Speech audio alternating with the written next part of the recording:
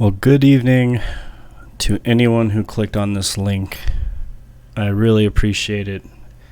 And welcome to the very first episode, Chatter Up with Wallace Grommet. As me, I'll be your host today. This is going to be a lot of trial and error here. Haven't done a lot of this stuff before. It's been a lot of Googling because I'm a boomer noob, so I need some feedback for anyone that's out there. Sound, if anything sounds terrible, feel free to let me know. I'm not good at watching the chat, but I'm definitely going to try. Hopefully the lobby music worked on the standby page because we're going to have a few more of those as we move on as well. So, like I said, we'll put it together. We'll see how many viewers we get. Worst case, I'm just going to upload this as a VOD to the MLR Media YouTube page, and it'll turn out to just be a video instead of a live stream. So we'll go from there. So I'll start off, and I've sort of introduced myself. Wallace Grommet. I play second base, first base for the New York Mets. Go Mets. And recently took a job as a media manager for the MLR. So this is my first attempt at some sort of recurring stream or podcast that has some MLR content on it. Invite people onto the show, get them to talk a little bit. Maybe the community can learn about each other. And we can have some kicks and some laughs in the meantime. So should be fun. I got Rusty Nails to do a one-on-one interview with me. He's going to be the first segment here in about maybe 5 or 10 minutes or so. Hopefully he's standing by too. We'll do some Session 9 preview a little bit. I don't really want to do any recaps. I know that Milo and Mason kind of have a recap thing going on, so we'll look forward as they do recaps. And after that, we were supposed to have some call-in viewers. I don't know how that's going to go. We might have one on tap, but I know one person was not able to call in. Hopefully after we get some proof of concept, we'll get some more participation going. That's been the biggest hurdle so far. Obviously, everyone's living their own life, so getting 4 or 5 people to commit to a specific time has been a little bit challenging, but we'll see where that goes. And then after call-ins or in lieu of call-ins, we'll get to the main portion, which is going to be a big panel discussion. We're going to have Red Sox GM Dixon Uraz, Giants GM Darth Vader, Cardinals GM Chuck Tingle, and Red Sox third baseman shortstop Cap Keeler is also going to join us as well. So should be pretty fun. We're going to have MLR topics for them. We're going to have regular stuff, meme things, personal things. All that kind of good stuff too. So have a good time.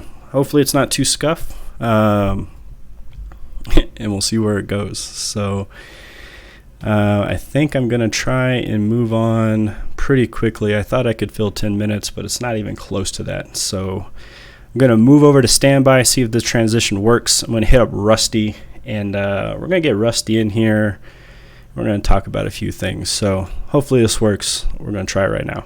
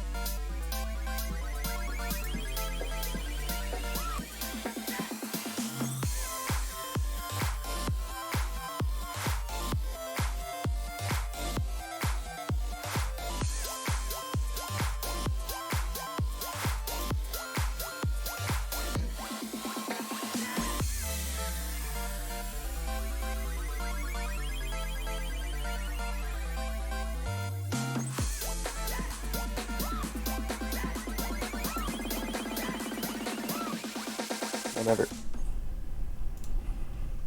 All right. I think you guys can hear me again. Oh, no. Where'd it go? Has Rusty disappeared from your guys' screen?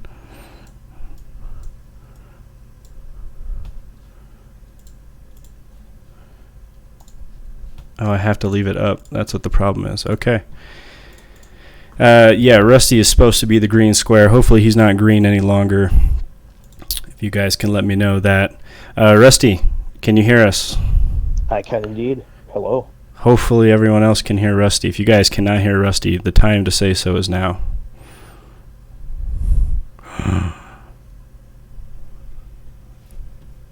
I probably should talk. Probably should talk a few times. Rusty is heard, says Mojunga. Okay, I got to move around a few screens here since I can't have both of us up at the same time. So I can actually ask you some questions. Because I bet the people want to hear what you have to say. Okay. They do say you're tad quiet. I'm going to give you the old boost here and see if that works. Yeah, I probably should invest in some decent audio input, but hey, I'm on my phone right now, so forgive me. It's all right. We're all kind of doing it as we're going here. I added 10 decibels to that, so chat, if it's still quiet, I got a perfect there. So we're going to go with that. All right, Rusty. First of all, welcome to the show. You're literally the first guest ever of Chatter Up, so I really appreciate that. For anyone who doesn't know, Rusty Nails is the GM of the Arizona Diamondbacks. And I'll let him give his own intro. If you want to tell us a little bit about yourself, maybe a little bit about your MLR experience, Rusty. Oh, geez. Yeah, I'm Rusty Nails. I started off in Season 4, fourth-round draft pick, auto-K'd in my only college at-bat, and it's kind of been downhill ever since. How many times have you auto-K'd since? I would rather not answer that question because the answer is at least one in 2020. So. GM's auto-K'ing. Kids, do not do what Rusty does. Do as he says. It was the ump's fault. Oh, okay. I blame the ump, too. For all 12 hours, I blame him. Correct. All right. Well, Rusty, I didn't know how the scoreboards were going to bounce around. I know you guys are actually still in the game, right? Is it still top of 5, 3-3 or something like that? That should be correct, yep. Top of 5, yeah, against the Twins.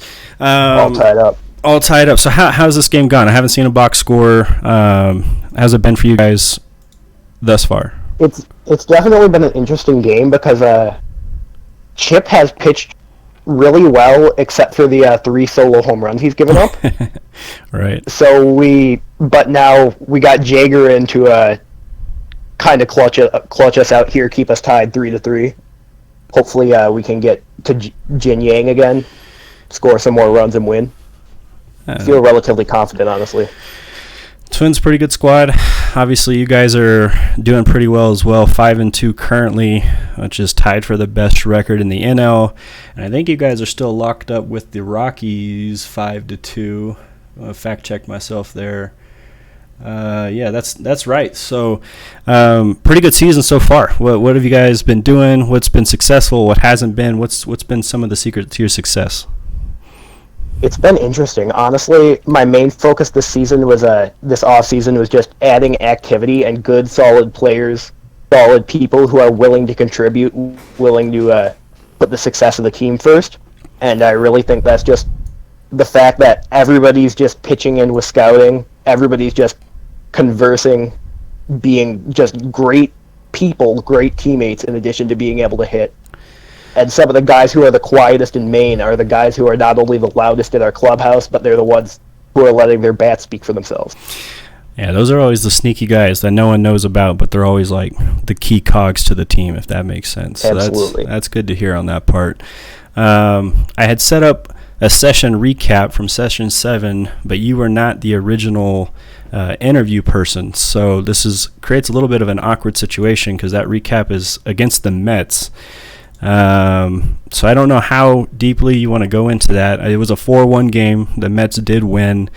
There was also a fight, which the Mets also won. I'm going to go ahead and declare that regardless of what you say. But from your guys' perspective and your perspective, how did you feel like that session went for you guys? Well, it snapped a 5-game winning streak, so that's something you always hate to see. But, I mean, the Mets are definitely a formidable squad. They were my pick, actually, to win the Paper Cup going into the season. We lost to a good squad, and it was a super fun and memorable game for everybody involved. I know we felt the same way, too. The fight was really excited. We had a lot of activity from some guys who aren't our top-level active guys, and I know they enjoyed getting in there and swinging a punch. And I thought it was all in good fun, all the smack-talking. Ben Bramley, probably the smack-talk king. I couldn't even keep pace with all his comments. So I just thought meh. Who was the main guy talking shit back to him? That was me. That was you? That was me. Okay. Yeah. And I definitely talked more shit than he did, and I talked better shit. I don't know if Ben will ever hear this, but I thought it was probably not. He's not really doesn't really care about MLR. Oh, definitely won't be here right now.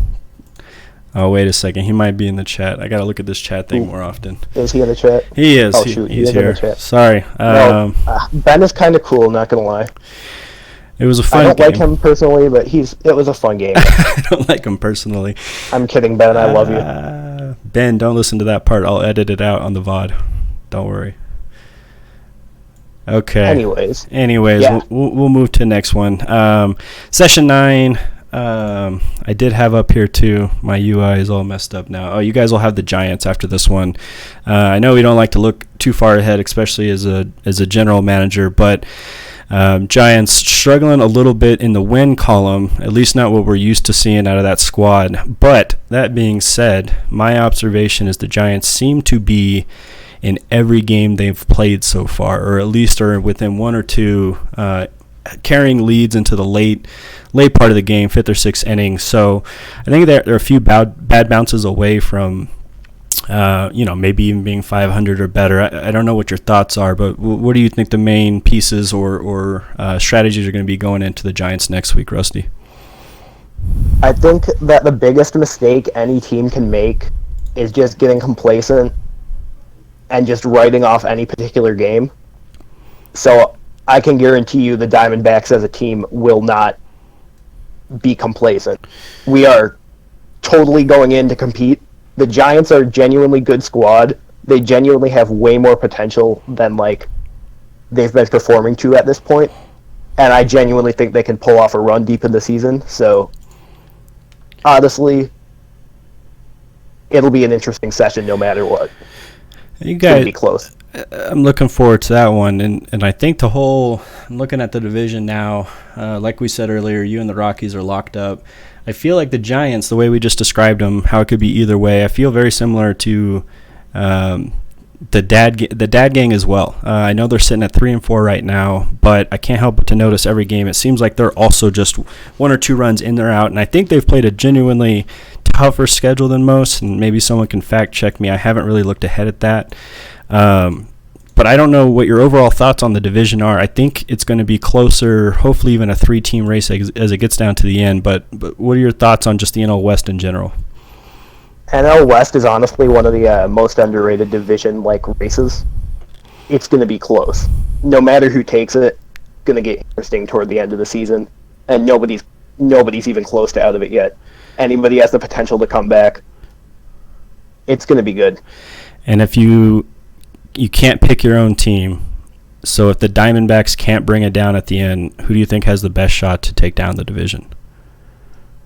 I mean, I got to say Rockies here, just because from what we've seen out of them so far, they absolutely walloped us.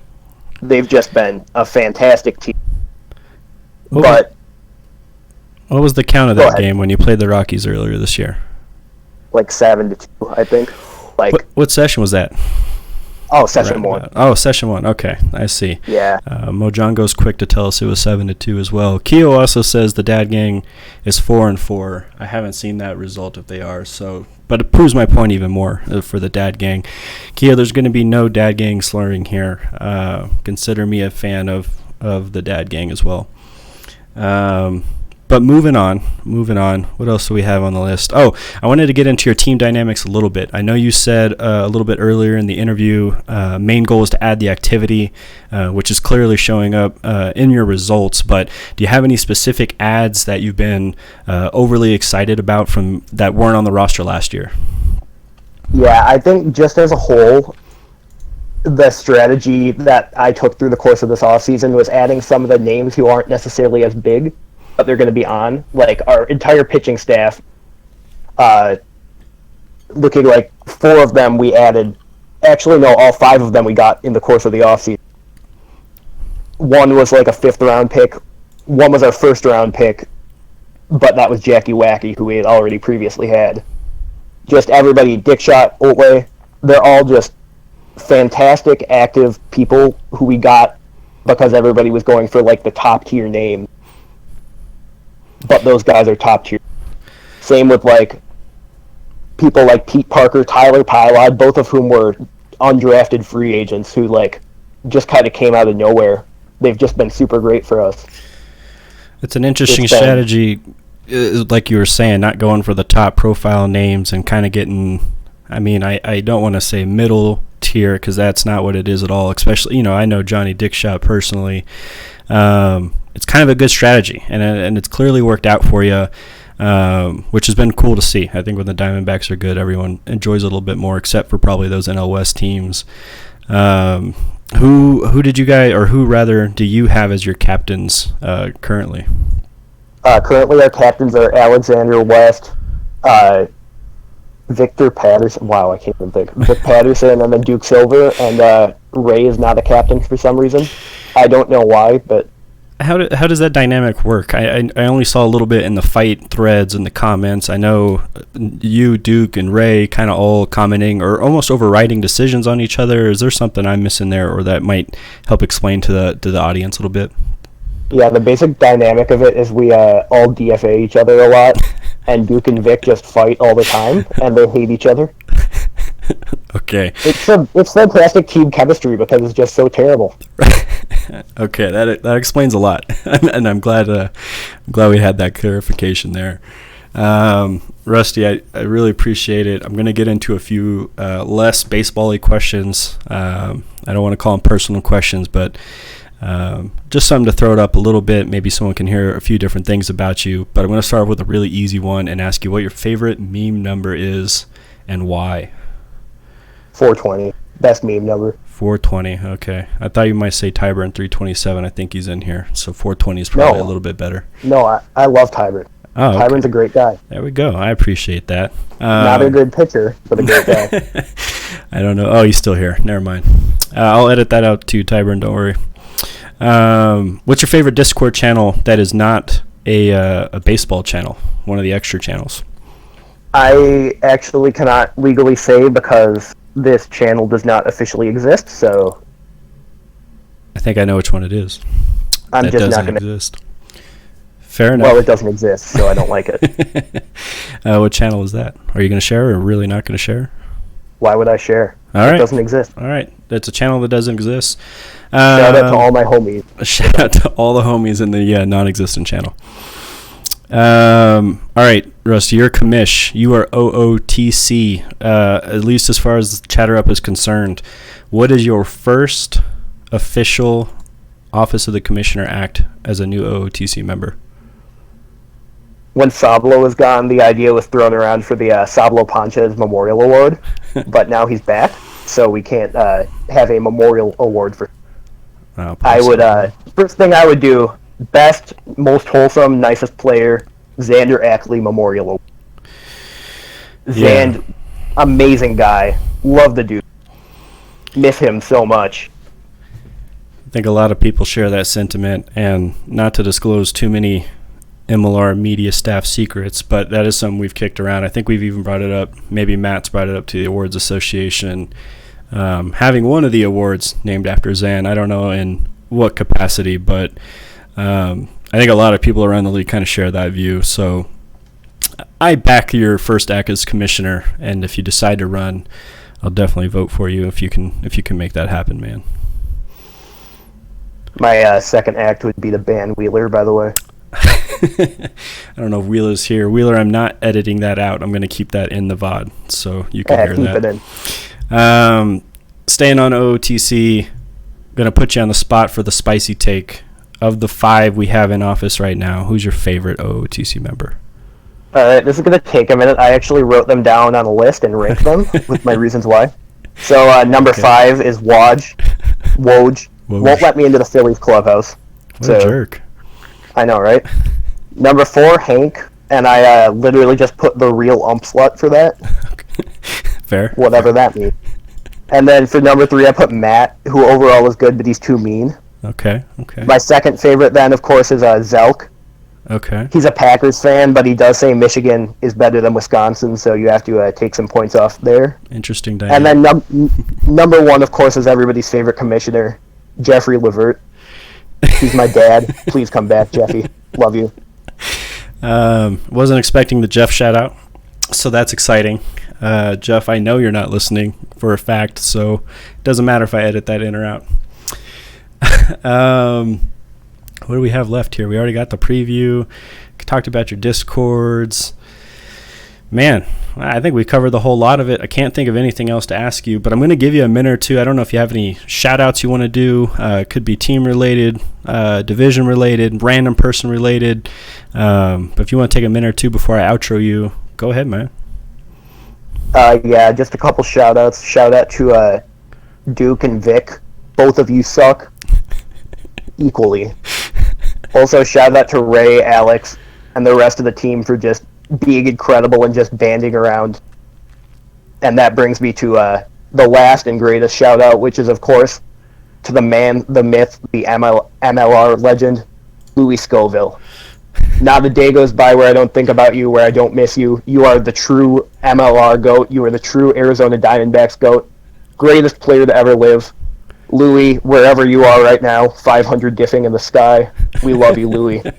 Forever. I saw a few shout-outs to him in the chat already, so good shout-outs there, man. And I'll get a little bit better at this and the timing and the interviewing. I really appreciate you being the first dude on and stumbling through it with me. So, Rusty, I really appreciate you, man. Thanks for coming on Chatter Up today.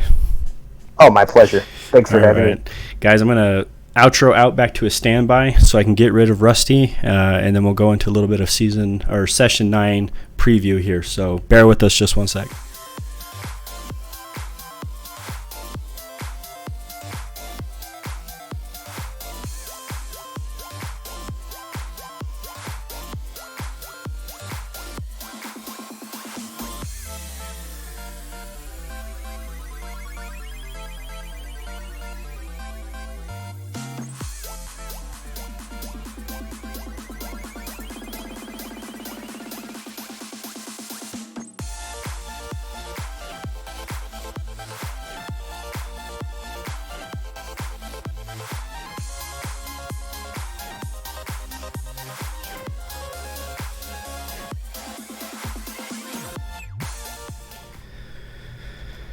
All right, guys, hopefully you can still hear me. I get nervous with all these transitions. That was Rusty Nails, GM of the Arizona Diamondbacks.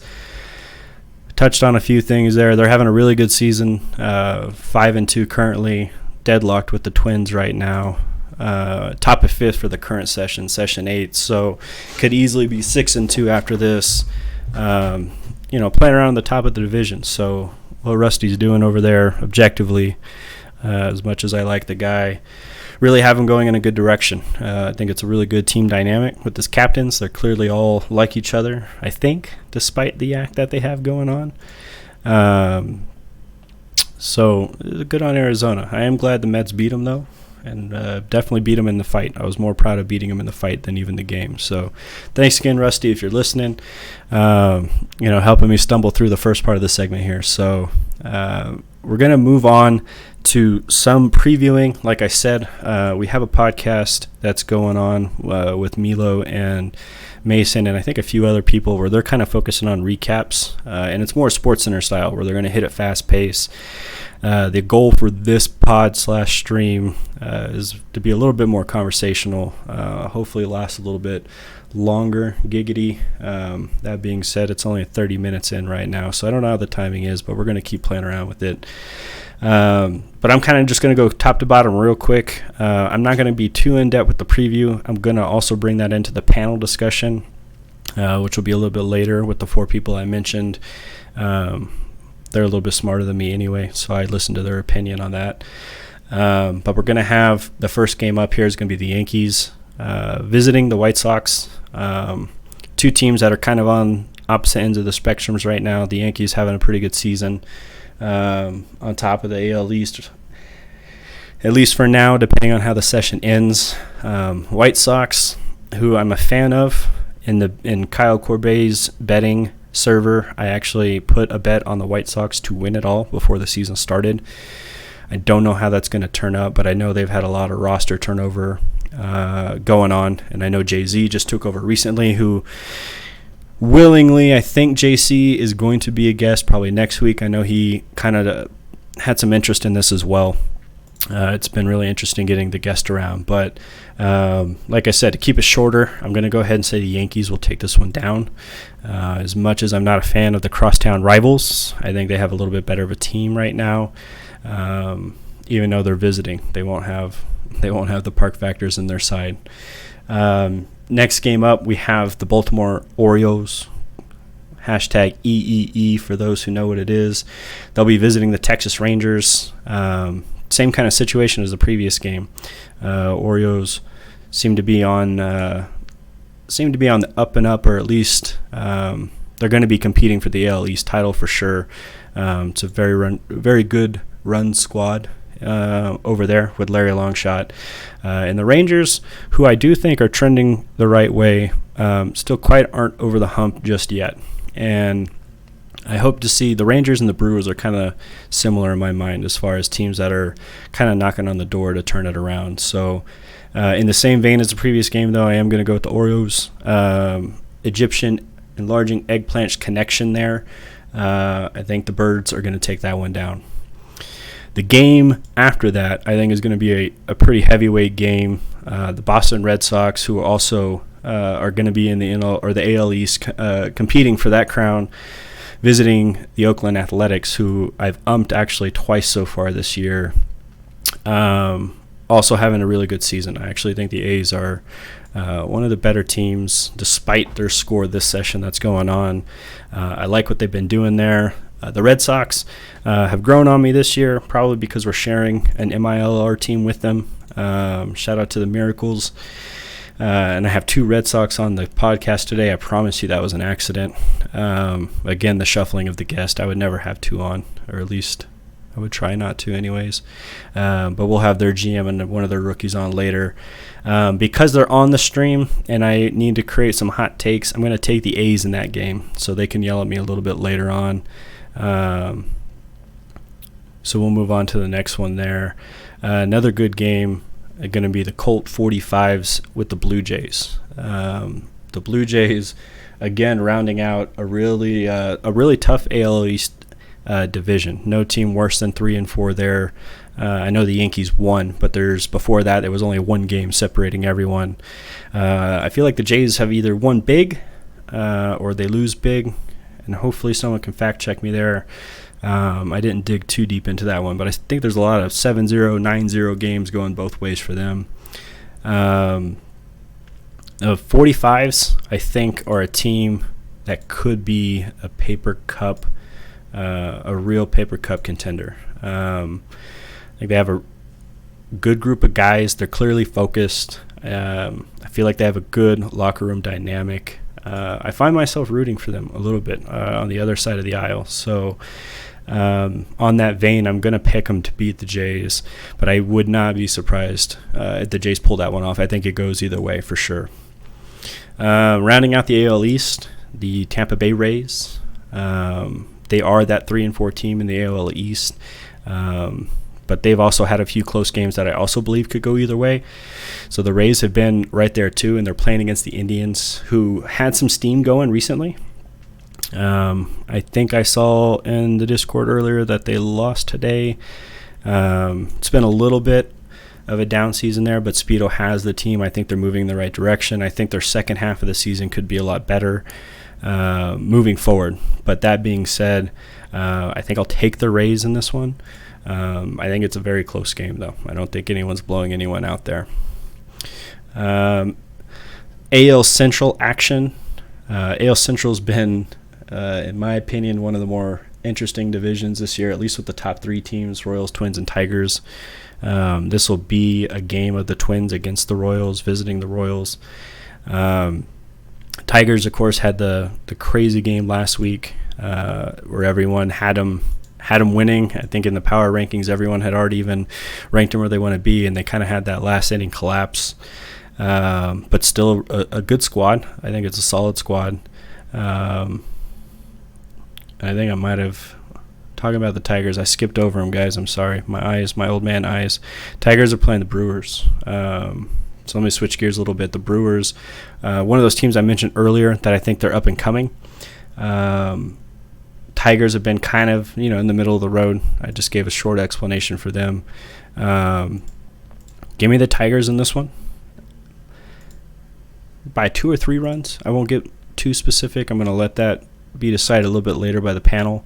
But I think they can pull this one off. The game that I stumbled off of is the Twins and the Royals.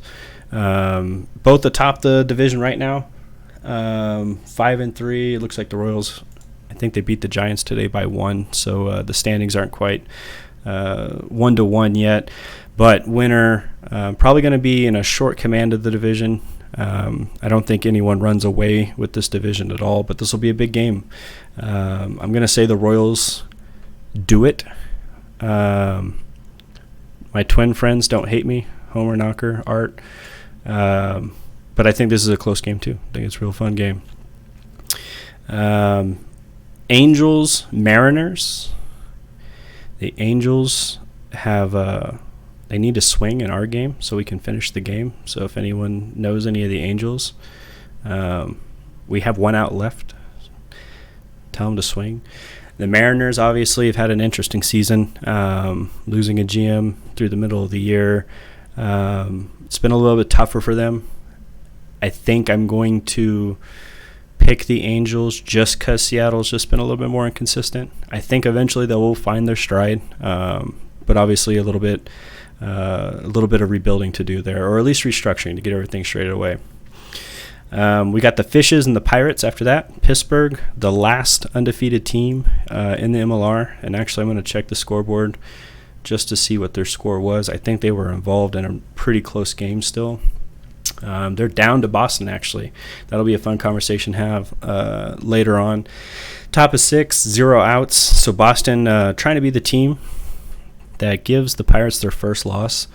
They'll be playing the Fishes, though. The Fishes, good NL East team. I think the NL East is going to be very similar to what it was last year, where we're going to have all 4 or 5 teams in it until the last few weeks. I think the Marlins are always dangerous. They have great pitching, timely hitting there, too. Since the Pirates are losing right now, and I assume they lose, maybe they'll stumble and do 2 in a row. I'll pick that as an upset. I'll stay Homer, NL East, and I'll say the Fishes can pull it off. I'll skip the Mets game because we're going to shellac the Reds. Sorry, Reds or Zelk or whoever's out there listening. Go Mets. We'll skip over to the Expos and the Cubs. The Cubs were another team preseason, and I think a lot of people probably feel the same way. Pretty good team. Ike's been pretty consistent over there. I've interviewed him a few times, or rather John Stewart, one of my friends, has interviewed him a few times over the years. He always attributes it to random luck and RNG, which I just cannot believe. I think they know what they're doing. Miro's also been great. I believe he's one of their main scouts over there running the scouting program. So I know they've had a little bit rougher, at least as of late. Looks like 3-5. I think they finished this session. I haven't caught up to that part. That was the loss to the Yankees. The Expos have a really good squad. I know they're up really big against the A's now. Also, some transition going on with management there for a lot of reasons we won't talk about. But I think Hayden is doing a good job with the culture over there. They got a couple of great rookies. Emerson Austin was supposed to be our interview today. He had a conflict of interest, so we couldn't. And I know Hannibal's over there well. So I know they have a real good, I don't know what you call it, reculturing going on right there. So I'm excited to see what happens. I think I'll take the Cubs in a small upset here, just to kind of I got to keep up some more upset picks here. I'm picking all the best games. I'm going to get accused of being the awards association member who ranks everyone by their record instead of by power. So we'll go Cubbies in a very close game there. Moving on, Phillies at the Dodgers. The Dodgers are obviously, I don't know even how to explain it. The super team is the meme. Got all the big free agent names, but they've had a rough go at it on the offensive side so far. I do think they picked up a win today. I do think I saw that. I clearly need to be a better media manager and pay more attention to that. They did take down Cleveland 5-3. So I think that's their second win. Sure is. So they'll move ahead of the Giants in the division. With the RNG and with the offense they have and the players they have, I could easily see the Dodgers running the table in the second half, or at least they have the potential to. So I'm not going to write them off until I start seeing, 9 or 10 losses in their loss column. I think the Dodgers will always be around. The Phillies are the Tampa Bay Rays equivalent for the NL East. They're the 1, 3, and 4 team, where the rest of us are 4 and 3. They've been pretty even, as much as I can say that. A good game and a bad game, it feels like they alternate a lot. I think the Dodgers will carry a little bit of momentum here, pick up another win. So I'm going to go with the Dodgers. Got a couple games left, 3 games left. Dad Gang at the Braves.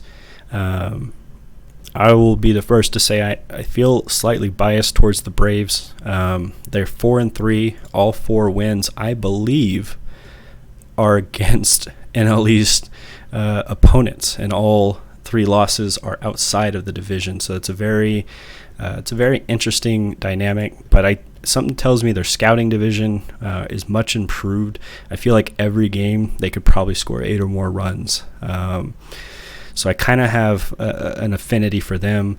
I told Keo earlier in the chat during the interview, I'm also a big fan of the Dad Gang, and I think the Dad Gang has had a bunch of games where it's been 1-run, 2-run, and if they have a 50-50 situation go their way, they're in a much different spot. So I think the Dad Gang's been better than their record. I actually really like this game. I'd love to umpire this one next session. I think it'll be pretty good.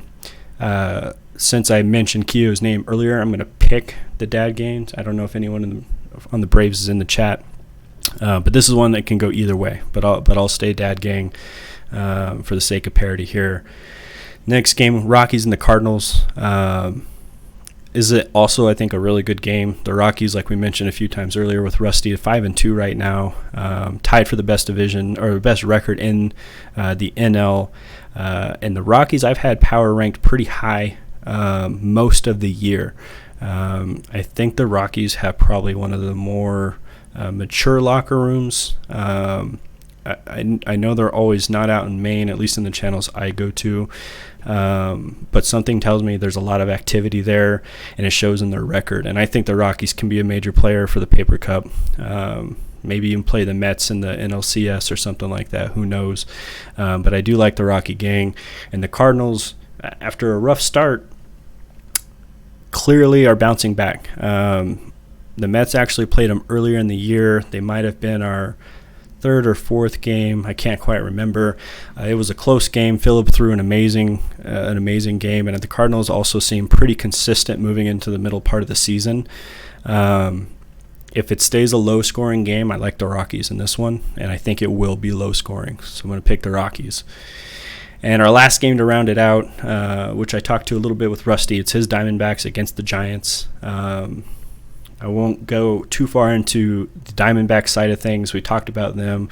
The Giants, traditionally one of the powerhouses of the MLL. Season 3, Season 4, having a little bit of a rough of it. But I think the Giants can do something here. I don't think the Giants are just as bad as their records say. I know they have a huge run differential, but in individual games, I think the Giants can win almost any game. And I'll add another upset to the column here, and I'm going to go ahead and I'm going to go with the Giants and pick them over there. So I'll write down these picks. I'm going to try and run this show weekly. We'll see how terrible I am at guessing these games, and then everyone can make fun of me in the newsroom or something like that. So I can already see Rusty's mad at it. Rusty, I'm sorry. I still love you. I just needed a few more upset picks. So you can prove me wrong and beat the Giants. That'd be great. EA's not a rookie. My bad, EA. My bad. Okay, so I'm going to check on the one call-in I might have for a call-in question. And actually, I'll even just keep the screen up here and not transition it to the standby. Is that standby music working, by the way? It's like a Kirby song or something when I switch over.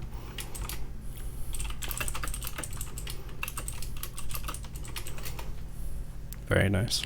It's a good little jingle, I think. Let's see. I think it was going to be Brian calling in. We did have a few other callers. More conflict of interest, though. But I think we are going to have a call-in, so I'm going to hit that standby screen right here. Get the question live. So hang out with me. I'll be right back.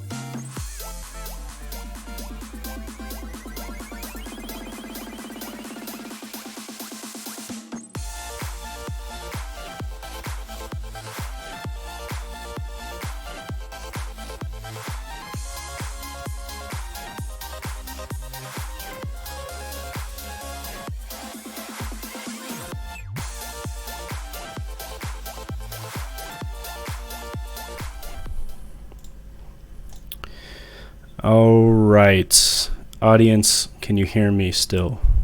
Hopefully so. Maybe. I'm gonna guess that we can. I see my little meter moving. First caller and only caller for this session is gonna be Brian Taylor. I gotta find a cool ring noise here for him to come in. But Brian, if you can hear me, go ahead. Everyone can hear you. Is this thing on? You sure? All right. Cool. Long-time listener, first-time caller. Question's this. Considering we've had teams like the Dodgers that have had a rough start after winning a paper cut season, as well as teams like the Colt 45s and my own Braves that have exceeded their past 6 failures last season, what do you think about the dynamic shifts in the league from a season-to-season basis? Man, that's a really good question. Kind of talked about it a little bit. Thanks, Brian, for calling in. I hope I disconnected you correctly there. We'll see how this goes. Transitioning into the main one again. So Brian Taylor of the Braves basically asking, there's been some teams with some big expectations that haven't kind of lived up to them. Teams who are traditionally maybe not average or better, who are having really good season. What's the turnover look like year to year?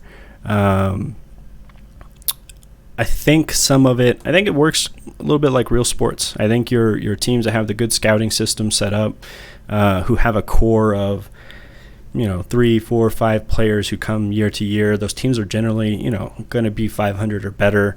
But the cool thing about our game is a lot of RNG involved, a lot of randomness. We're still just guessing 1 to 1,000 every single time.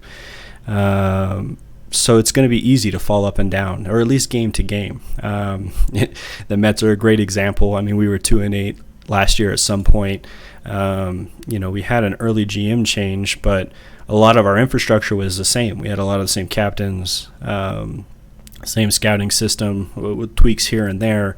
But we started getting some walk-offs. I think two of the 6 games at the end of the season happened to be because we guessed the right number. And like we've talked about with some teams earlier, obviously it's really, really easy to have something go not your way at 50-50 and you lose the game. So I don't know if that really answers the question, but just like every major league sports division has the teams that are going to finish first or second according to the media, and that's not how it turns out. And whatever it is, we don't have injuries or anything like that, but maybe our RNG is a good substitute for that, and you see it kind of flip-flop. So good luck to the next half of the season for you guys. Like I mentioned with the Braves,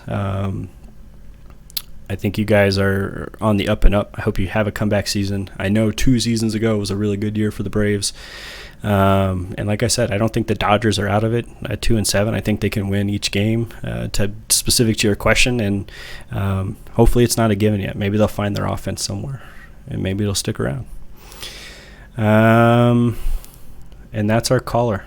No more callers moving forward. So we're going to move into the panel discussion a little bit early, but that's okay. Like I said, we're kind of making this up as we go for now. I appreciate you guys sticking around, everyone giving me feedback on how it's going. Hopefully this will get a little bit crisper and cleaner as I get some experience with it, and we'll see where it goes. But this transition will take a little bit longer as far as setting up the scene goes.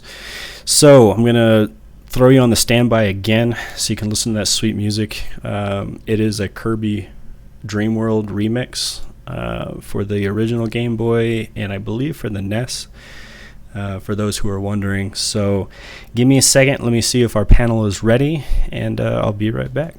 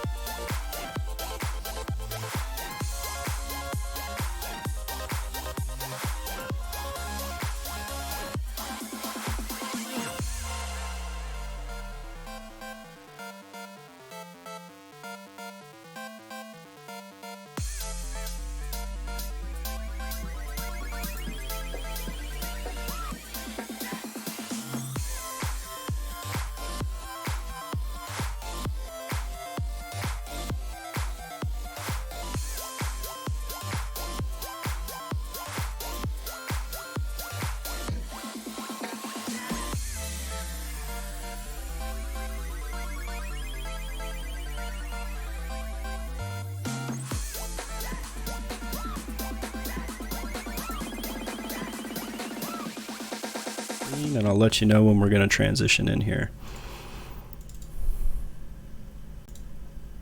Oh, I screwed it up.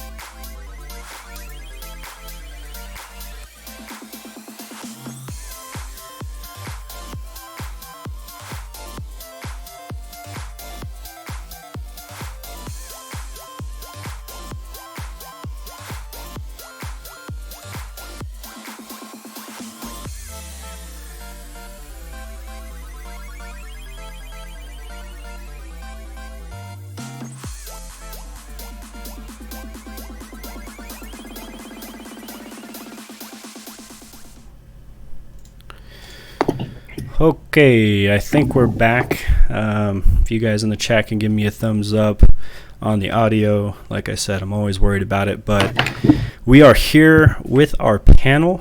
I'm going to introduce them one at a time, and they can have a little bit of an intro to themselves. So we'll start out with Boston's general manager, Dixon Uraz. Dixon, can you hear me?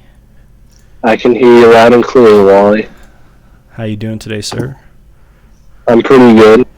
Well, just got the result back in that Pittsburgh game. Opening double for them, so that kind of sucks. Oh. But, yeah. Hey, going to be a close game then. I like the exciting finish. I've lost my other sheet here I'm going to bring up, but our next friend on the panel with us is Giants general manager Darth Vader. Darth, are you there? Yes, I am. Can I be heard? I can hear you. Hopefully the chat can. I'm sure they'll let us know. Darth, how you doing today? Well, we did just lose to the Royals, making us 1-7. But other than that, pretty good.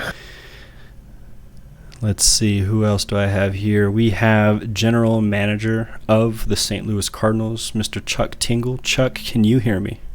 Yes, I can. How are you doing, Chuckster? I'm doing good. That's good. I'm glad. And I will have to leave in like 5 to 10 minutes. Okay, I think the infrastructure will work. So feel free just to hit the X and give me a ping when you're back if you want to jump in. I think I can add you. All right. And lastly, a very late addition to the panel, but it's going to be the Red Sox third baseman, shortstop. I don't know what you're playing out there, but it's Cap Keeler. Cap, can you hear me? Yes, I can. Yes, I can, sir. Yeah, get that out of your throat, man. How you doing today? I'm doing alright. I've been kind of nervous for this. Not excited about the double from the game. From the game is Dixon, like Dixon. I can understand that. I'm also have been pretty nervous about the thing today. I'm getting feedback that we're a little loud, so give me a second. I'm going to try and turn all of you guys down collectively. 5. Oh, I lost you guys. Panel show. All right.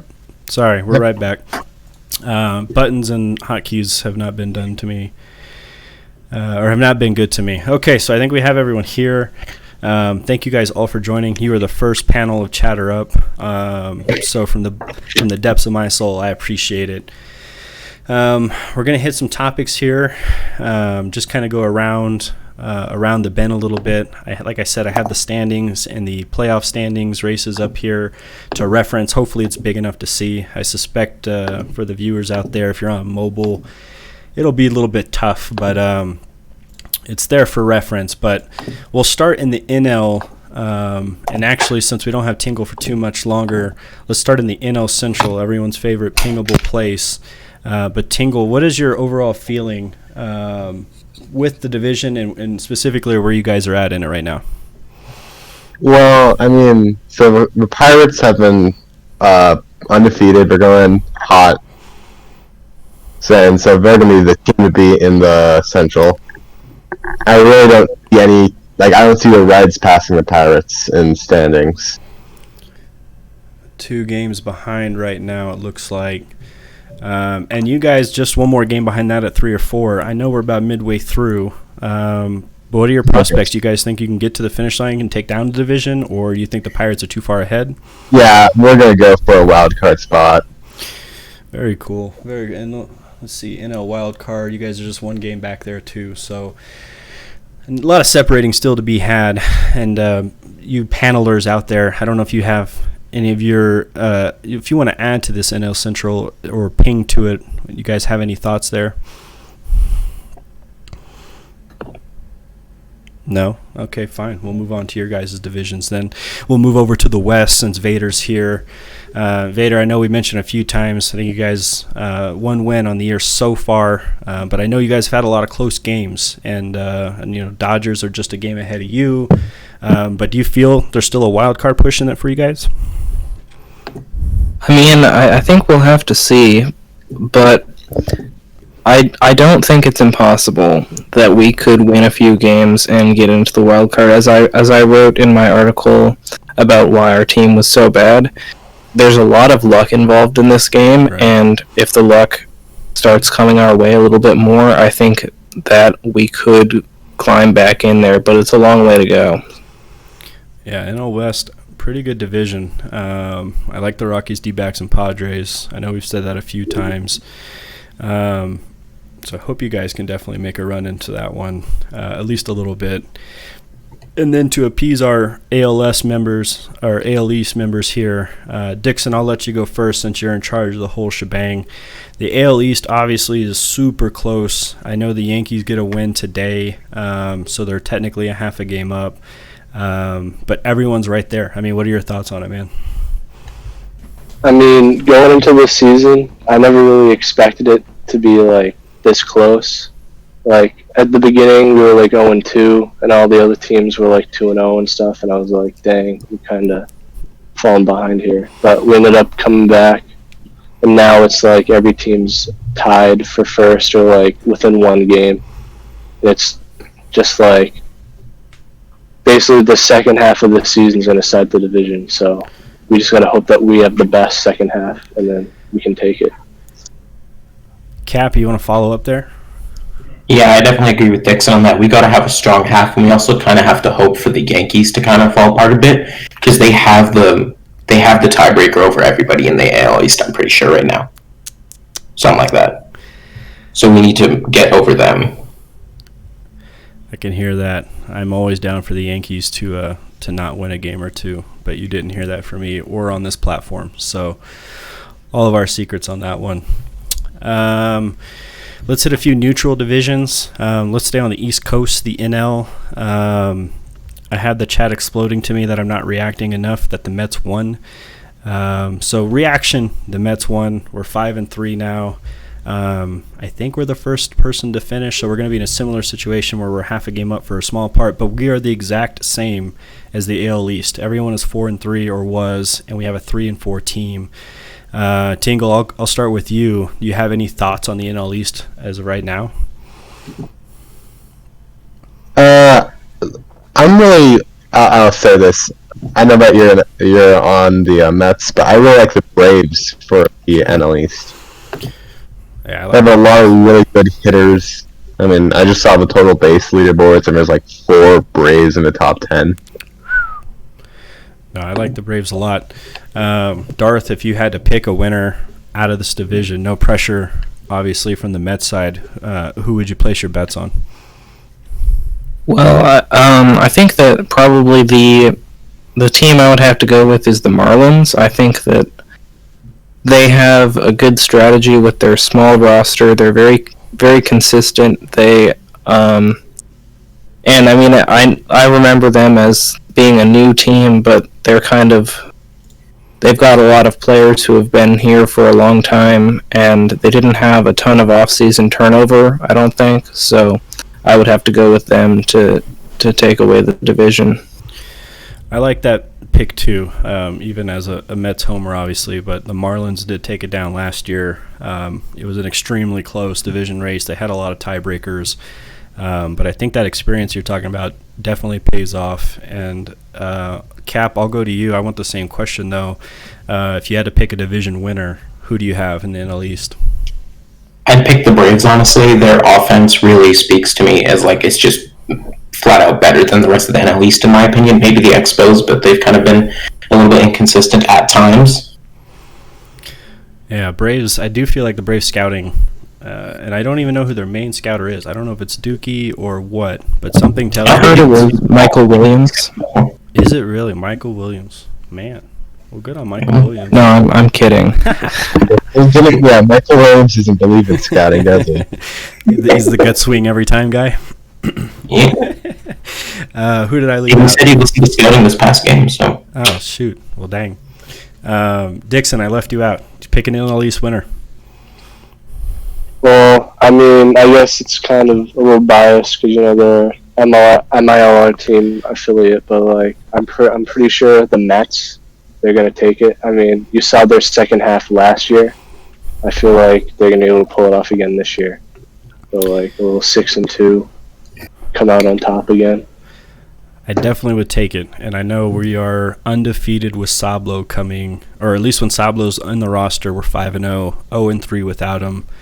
I don't know how I feel about that, but I'm glad he's back, I guess is how I'll leave it. So let's move on over. We did all the West, we did the East, so we're AL Central now, guys. Royals at 5-3, Twins at 4-3, Tigers at 3-4, and then you have the Cleveland and the White Sox, a few farther games back there. But let's go reverse order this time. Dixon, what are your thoughts on the AL Central, and if you had to go with the winner, who do you think comes out?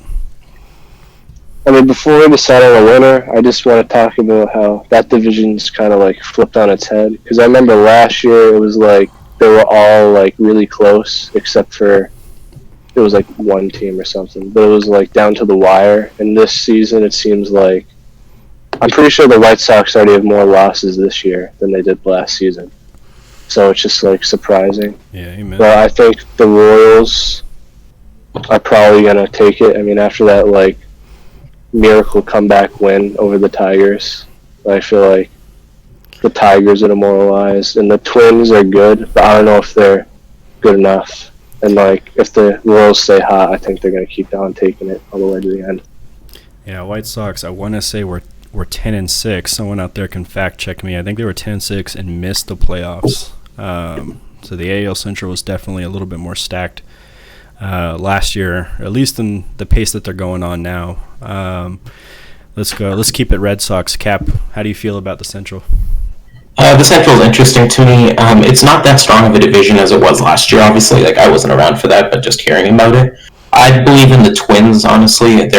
I believe their offense, last year they were really good. This year they've been pretty good as well. Yeah. And I don't really think that the Royals' pitching is going to hold up.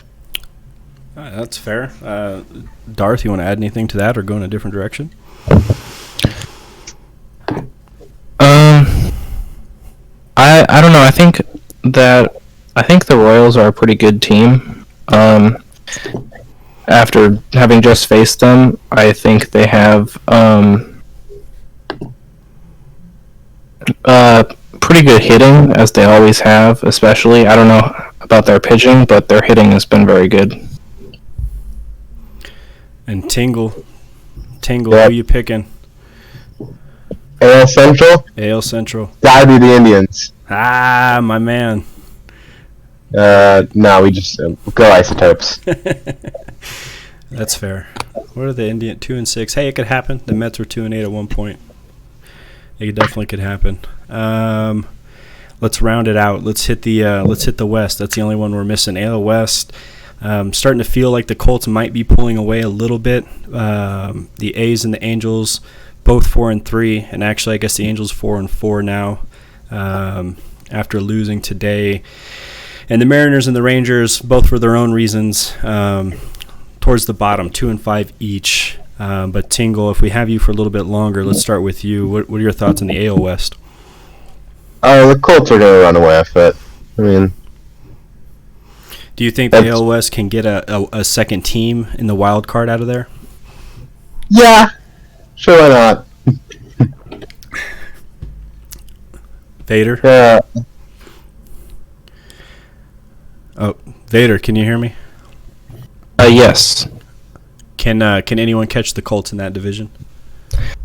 No, I don't think so. I think, did they win their game? Is that game over? That game's still tied. I'm upping it right now. Well, especially if they win this game, then they'll be like 2 or 3 games up on everyone else in the division. I can't see them losing the division at this point. I know we're only halfway through the season, but they've just looked so good that I think even if they regress to the mean a bit, they'll still end up going 12-4 or whatever and winning. Yeah, it seems like they're on pace for that for sure. And Dixon, do you think anyone catches the Colts? And if not, do you think the AL West can have a wild card team or two come out of there? Well, can you just tell me, we play the A's next week, right? I believe that's the case. Yeah, Yes. we do. Yep. Yeah. So due to that fact and the fact that means there's going to be the A's have 4 losses and the Angels will have 4 losses, they won't be able to catch up now. It's going to be the Colt 45s all the way. Interesting. Very interesting. I didn't think about that. Both teams will be 500 going into next week. Well, no, I'm not saying that, but I mean, the A's could win their game this week, but I'm just saying we're going to beat them next week, so they're going to have 4 losses no matter what happens this week. Yeah, that's fair. And Cap, I don't even know if I want to ask you. I'm sure you feel the same, though. I don't want to count out the A's. They've had an incredible offense, but the Colts pretty much have a stronghold or have a complete vice grip on that division, in my opinion. I can hear that. I can definitely hear that. And I don't know how much longer we're going to have Tingle here, but we're going to transition out of the standings a little bit, but we're going to stay on the MLR subject. And I know we have Cap, who's a rookie, and I think a lot of you other GMs are a little bit tenured, but we're going to talk a little bit on the All-Star break. That's September 3rd, a couple sessions away. And I'll start with maybe Darth. But Darth, what are some All-Star events that you've liked in the past, and are there any that you would like to see maybe added this year to the break? Well, there is one that I had, I partially came up with the idea for, and that's to have the All-Star game not be this, 10-day affair, which I don't think anyone enjoys. I think we could do it where you take either the All-Star game itself or you take the GM game, because, most of the GMs are pretty active. You schedule a time, 2 hours. You can probably get a whole game done in 2 hours, and you have live commentary, and it's much more exciting than just having a... sorry. You're good.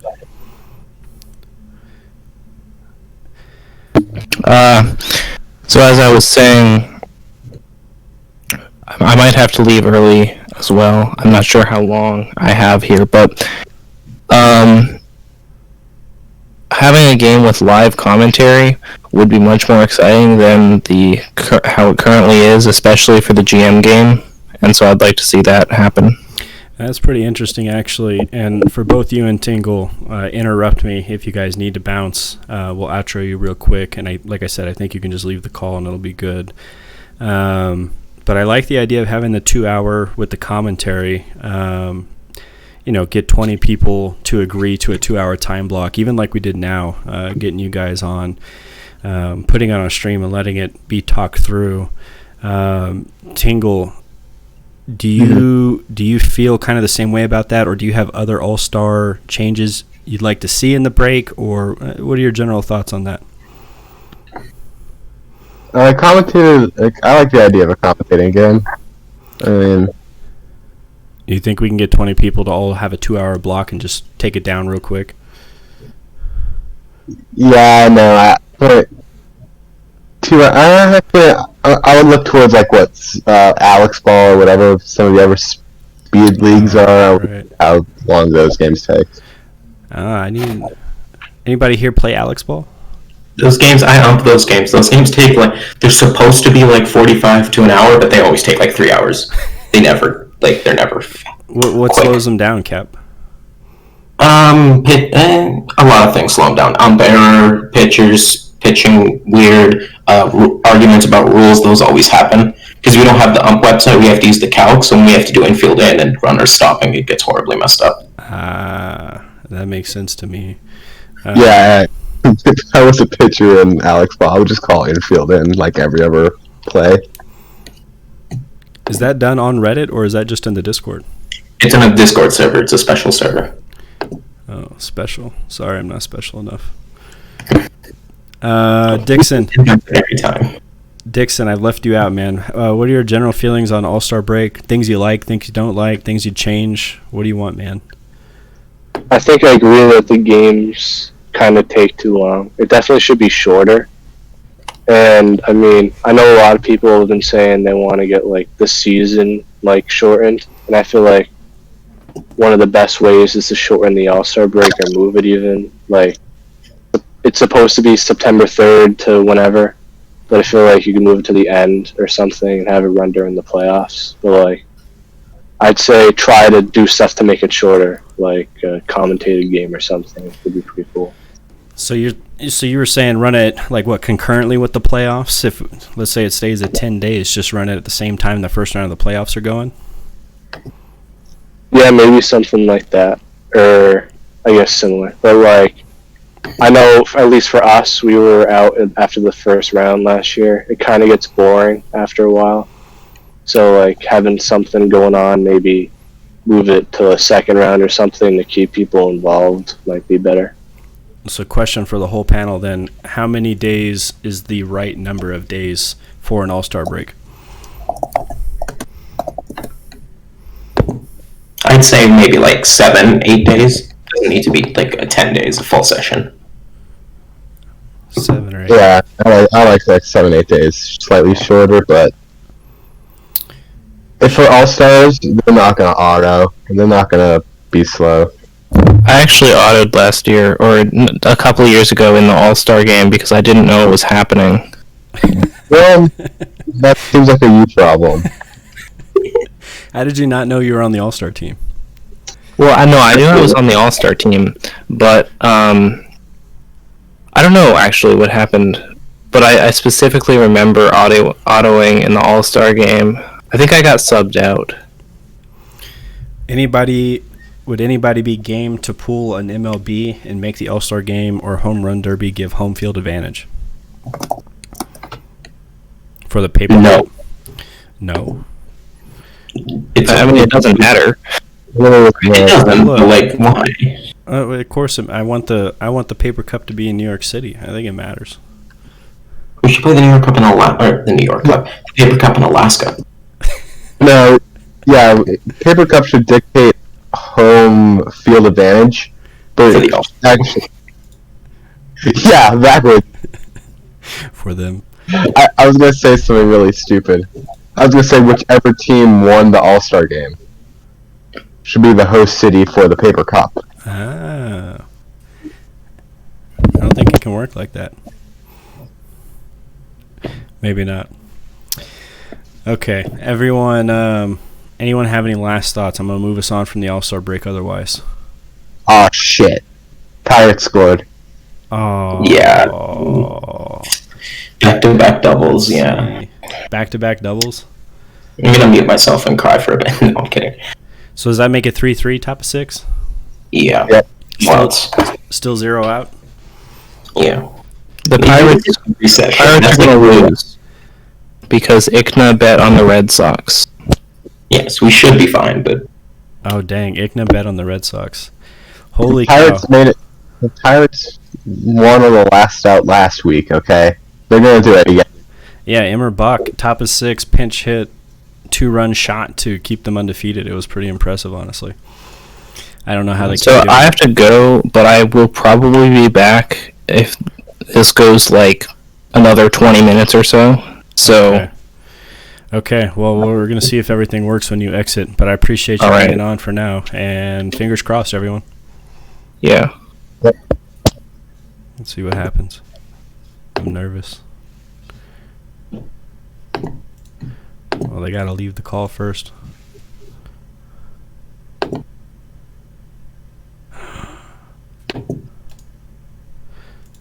Who was it that said they were leaving? I could try and forcibly remove it. Darth.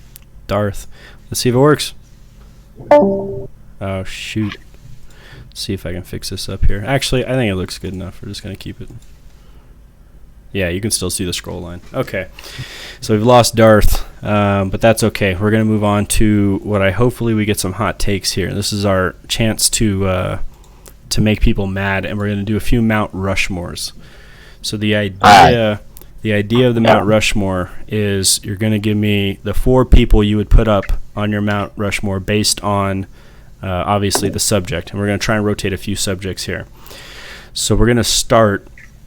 I put MLR legends down. I don't know if legends is the right word, but your Mount Rushmore of past and present players who have been in the MLR. And I think I'm going to start with Tingle just in case we're up against his clock. Tingle, it's yours. Well, I'm thinking, when I think MLR legend, I think Sabo Panchez. Okay. I can't really think of more than that. I mean, Just Sablo, he's the king of the he's the lone Mount I Rushmore mean, guy. I think that's fair. Sablo MVP. I don't think anyone really protests that. No, I would agree with that. Dixon or Cap, do you have a foursome that you can put together?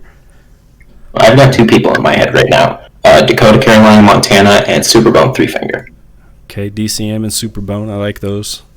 Yeah. That was Cap? Dixon? Is it yours? What is your Mount Rushmore, man? So I would definitely have Jay, or Syhad Jr., whatever his name is, the founder. He'd be one of them. Okay. I'd have DCM, just because he's, a legend. I mean, it's not like right now he's not doing too hot, but in the past he was pretty good. I hear that. I'd have Superbone, obviously. He's the best pitcher, if DCM would be considered the best hitter.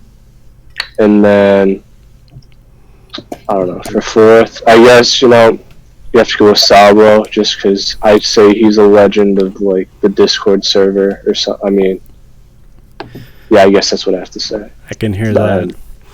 They chat's got a meme Mount Rushmore of Ickna, Donked, Lindros, and Morello, which is definitely the meme Mount Rushmore, I would say. And we got one with DCM, Zan, Jay, and Superbone, which is a pretty solid one in my opinion. I think everyone here mentioned at least one of those people. Yeah, who could have forgotten Jay? Yeah, I don't know. Hopefully not the GM or anyone. It's me, Oscar.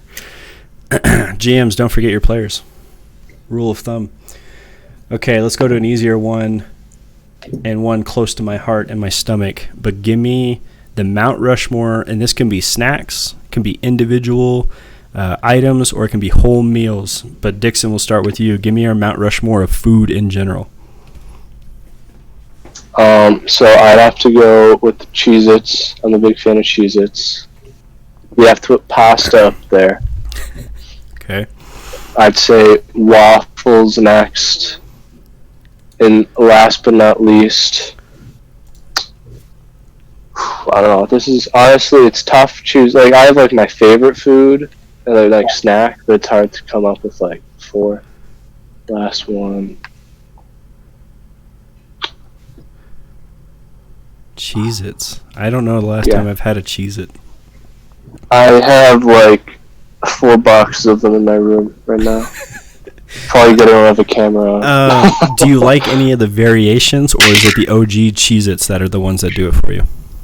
I like the OG Cheez-Its the best. Man, hands down. I like the burnt ones. I think they had an extra toasty one, which I know is the ones they just screwed up on the assembly line and they put into a box. But those ones I kind of actually like.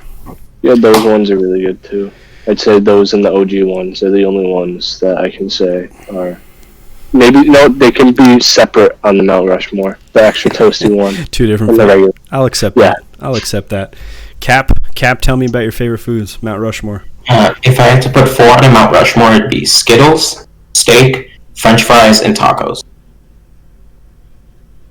Skittles, the candy selection. Are you a fruit candy person in general, or do you do the chocolates, or what's going on with that? I like chocolates, but I prefer fruit candy, honestly. Just the sweetness puts it a level above, in my opinion. Is Starburst one of those options for you? Yeah, it's a pretty interchangeable. Skittles, Starburst, Sour Patch Kids, Life, What Savors, all those. Ah, Sour Patch Kids. Very interesting. Steak and fries is pretty solid. The burning question there is how do you eat your steaks? Medium rare, probably. All right, you can stay on the podcast. I like you. Tingle me some food, man. All right, so we got.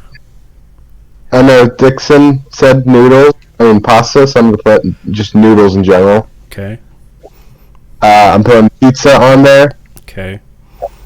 I'm gonna put just eggs, I guess. Eggs? You can cook them how. Yeah, eggs. You can cook them however the hell you want. And last but definitely not least, cereal. What's your favorite cereal specifically? If you had to eat one forever for the rest of your life. Apple Jacks. Ooh. Dang, that's pretty solid. Dixon, what's your favorite cereal? Dixon! He's gone. Yeah, I'm here. I'm here. What's your favorite cereal, man? I don't know. I guess it's kind of like a bland answer, but I like Honey Nut Cheerios. Ah, that's solid, man. Don't let anyone tell you that's bland. That's solid cereal. Cap, what's your favorite cereal? For me, either Honey Nut Cheerios, as Dixon said, or Cinnamon Toast Crunch. Is Cap Dixon's alt? I've been wondering that myself for a while now. And then we can talk at the same time if you want. Ready, go. Yeah. Hi. Hello. I don't know. Seems scripted. I'm still skeptical. Another important question based off of what Tingle said is how, if you could only eat your eggs one way, how do you eat them for the rest of your life? Scrambled, over easy, sunny side up, over medium. What is it? Sunny side up. Toast on the side. Okay. 24/7 every day. Tingle, how do you eat your eggs, man? Hold on. I'm still sort of processing your question. Give me a second. Oh, you're good. I guess boiled too counts. Soft boiled, hard boiled. Cap, how do you eat your eggs? Probably scrambled for me. I don't eat eggs too often. Okay. Eggman kind of turned me off on them. Yeah. I would go with over easy as well. That's fair. I like the yolk, so I like to eat the yolk with everything else for sure. Toast and the bacon and all that shit. Mix it all up for me. That's what I'm looking for. What else do I have here? Oh, let's go real life. And I hope this sparks some conversation. But your Mount Rushmore of just players. And context would be an actual who you would be voting for Hall of Fame. So like best statistical players, any position, pitchers, position players, it doesn't matter. And whoever wants to go first can jump in. But Mount Rushmore players. I'm just going to say beforehand, I know jack shit about real baseball. Who said that? Me, Tingle. Tingle. You're managing a decent squad in fake baseball, and you don't know anything about real players. Yeah. I'm both impressed and surprised at the same time. Well, then we'll move away from Tingle then. Cap or Dixon, you guys have a Mount Rushmore for me? I haven't got 4 yet, but I've got a hitter and a pitcher for now. One each. Willie Mays and Clayton Kershaw. Clayton Kershaw, huh? Do you think his stretch has just been incredible for any pitcher, any era? Do you think that he is scared to pitch in the playoffs? You know what? He probably is. I think he is. But still, in the regular season, his statistical just dominance. No other pitcher has done that in history, or been that. No, very few pitchers have been that dominant in the regular season during his prime. Very interesting. Dixon, what is your for before I go in on Clayton Kershaw here? Well, I mean, I actually like the Red Sox in real life, so Big Papi would have to be on there for me, just because he's Big Papi. I'd also say I'd put Mike Trout on there, just because, I mean, what he's doing. I mean, he had that big contract before everybody else even was thinking about getting paid that much. Just so good. For pitchers, as much as I hate to say it as a Red Sox fan, I feel like Mariano Rivera, That's fair. For what he did, for how long he did it, how good he did it, he deserves some respect up there, I guess. And then finally, I'd have to put Bartolo Colon as the second pitcher on the Mount Rushmore. Interesting. Big sexy. Roger Clemens, I know he pitched there for a little bit. Did Bartolo gets the nod over Roger? Is it the steroids or what? I mean, I would pick Pedro Martinez over Roger, I think, in my opinion. But I think Big Sexy is just bigger, sexier, and better than those two when you really think about it. I have a thing against Roger Clemens because I used to do the baseball cards, and I had a rookie card of his from the Red Sox, and it was my most valuable card for so long. It was a $60 card. And I started to look at selling some of my cards when I got to 13, 14 years old. And then Roger Clemens did steroids. And then that card was not worth anything any longer. So I have this extra hatred to Roger Clemens. So I don't like him too much, and we lost Tingle there, so Tingle's out here too. So it's down to the Bo Sox players. The Miracles all in one room. The Miracles all in one room. Maybe we should just make this a Miracle podcast all of a sudden. I'm sure chat would love that. Well, Darth wants to join us while he's on the Twitch chat. Who's in the Twitch chat? Darth. Oh, okay. Wants to read you. Oh, let me see. I bet he would have. I guess the Miracle Party won't too long. He would have a good Mount Rushmore, I feel like. Hold on, Darth. I'm clicking buttons to figure it out. Let's see. Oh, I think this is going to work. Darth Vader. I'm calling you, Darth. Giving you the ring. Darth, are you with us? Maybe. Maybe not. Says he's muted. I don't think... Oops. Is it me that's muted him? Oh, it could be him. I think it's him. Darth, I think you muted yourself. Hello? There he is.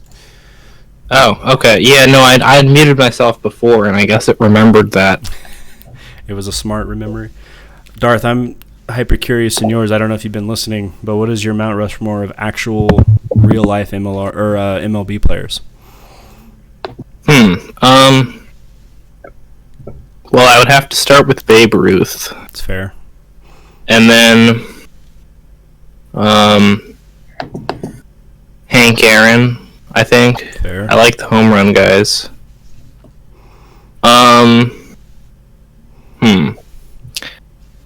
Past that, I think Mike Trout will join it in the future. I don't think he's there yet, but I think he will be one of the top 4 players of all time. It's agreeable.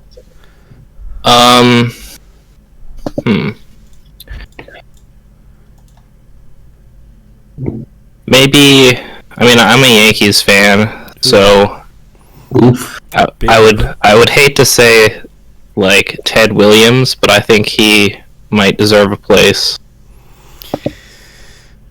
Yankees fan. That hurts. That's a, I mean, and then solid. Oh, you got one more? Am I yeah, one more. Yeah, well, I said Mike Trout wasn't there yet. Oh, that's right. So that's right. I guess I got to choose a pitcher, but I don't know who is the best pitcher of all time. It's a topic on its own. I think like Randy Johnson, pretty recent, but he was really good. The big unit. Every time I hear his name, I think of the bird that he killed, which was amazing.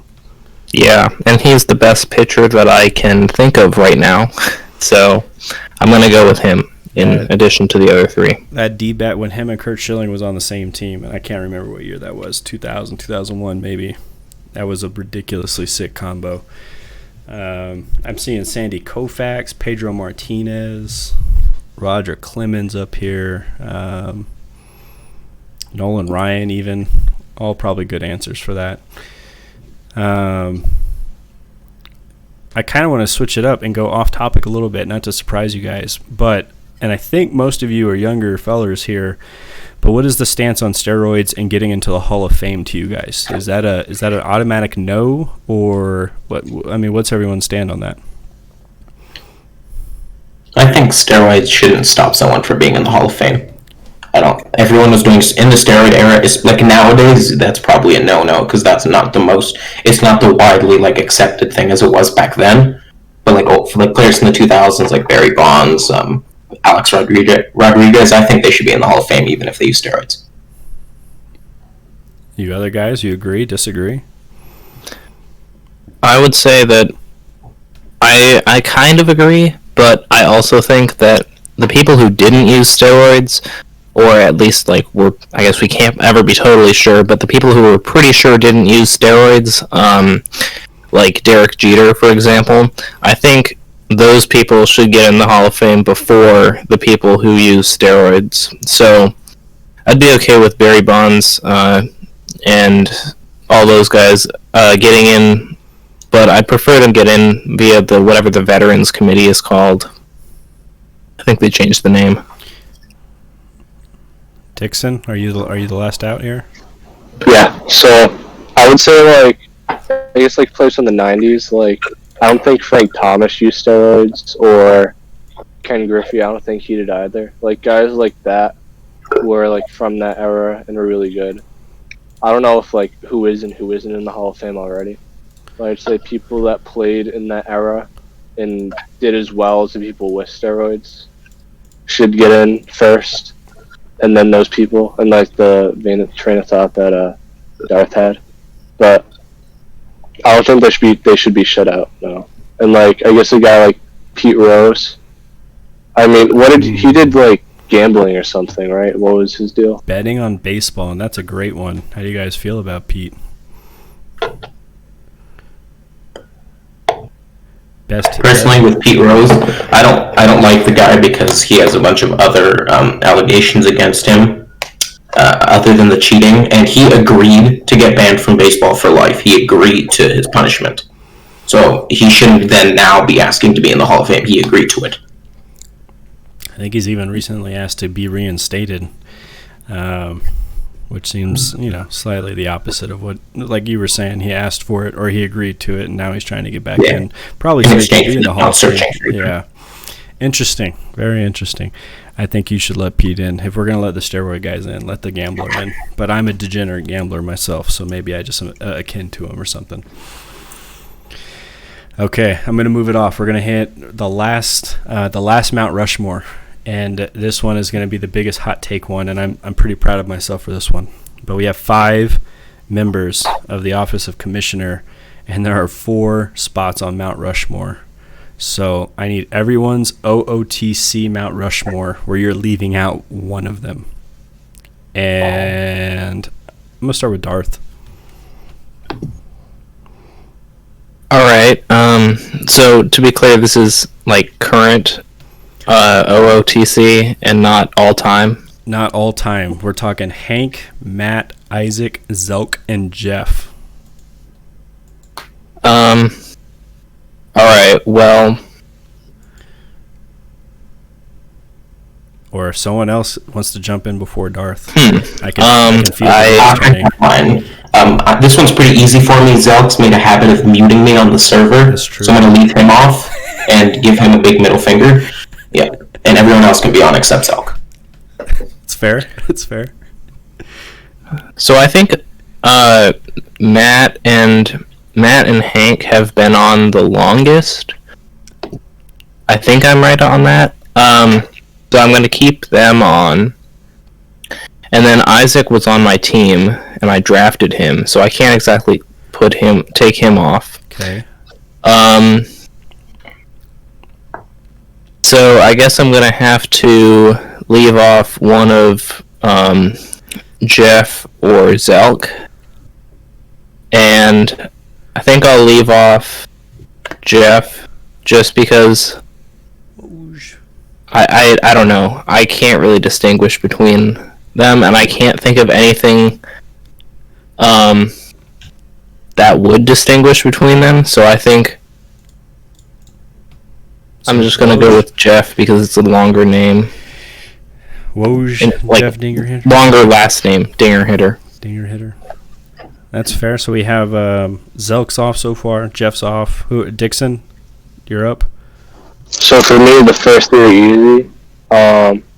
Zelk, Isaac, and Hank are on my team in the other league, which I don't know if I can mention on this podcast because it's copyright or... Go ahead, you're good. MLM, the Valkyries. So that leaves Matt and Jeff. And Jeff was actually on my Little League World Series, whatever, because World Cup Baseball. I forget the exact name. But Rise Up Bosnia.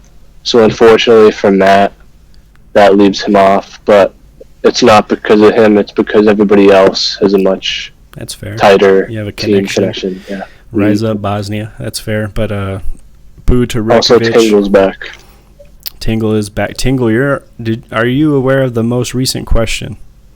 No. Okay. we're doing one last Mount Rushmore, and it is your Mount Rushmore of the current OOTC members. So you have to leave one person off that mountain. I would leave off. You got Hank, Matt, Isaac, Zelk, and Woj. Jeff Dingahita. I would leave off Hank.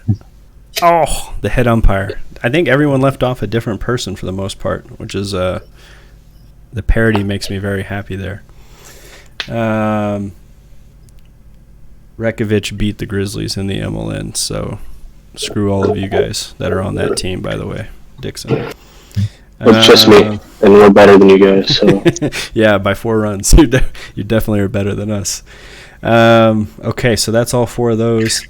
Guys, I'm going to go ahead and outro us. I know Tingle just got back, so I apologize about that, but we're over the 90-minute mark. This segment went a lot smoother than I thought, so I want to thank all of you guys for being the first people on this panel. I'll definitely be inviting people back. Hopefully now that there's a proof of concept out there, corralling the guests won't be as bad, but thank you for joining Chatter Up. I appreciate everyone's answers. I'll try and make it a little bit more hot takier next time, but I still think it was really good. So I appreciate all of you guys. Thanks for having us on. Oh, yeah. I'm going to hit us into standby now so we can go into silent mode, and then I'm going to come back. So if you're still in the chat, hang out for us for 5 more minutes. Appreciate it.